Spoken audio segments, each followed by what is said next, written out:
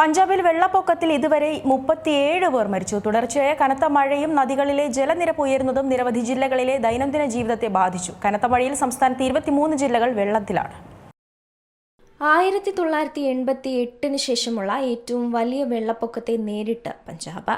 കനത്ത മഴയിൽ സംസ്ഥാനത്തെ 23 ജില്ലകൾ വെള്ളത്തിലാണ്.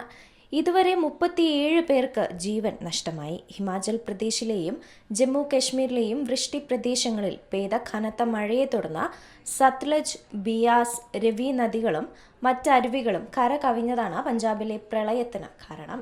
സംസ്ഥാനത്തെ 3.5 ലക്ഷത്തിലധികം ആളുകളെയാണ് വെള്ളപ്പൊക്കം ബാധിച്ചത്. 1655 ഗ്രാമങ്ങളെ വെള്ളപ്പൊക്കം ബാധിച്ചതായി ഉദ്യോഗസ്ഥർ വ്യക്തമാക്കി. 1.48 ലക്ഷം ഹെക്ടറിലധികം പ്രദേശത്ത് കൃഷിനാശം സംഭവിച്ചു. കന്നുകാലികൾ ഉൾപ്പെടെയുള്ള വളർത്തുമൃഗങ്ങളെയും കർഷകർക്ക് നഷ്ടമായി. ഗുർദാസ്പൂർ, പത്താൻകോട്ട്, ഫാസിൽക്ക, കപൂർത്തല, തരൺ, ഫിറോസ്പൂർ, ഹോഷിയാർപൂർ, അമൃത്സർ ജില്ലകളിലെ ഗ്രാമങ്ങളെയാണ് വെള്ളപ്പൊക്കം കൂടുതൽ ബാധിച്ചത്.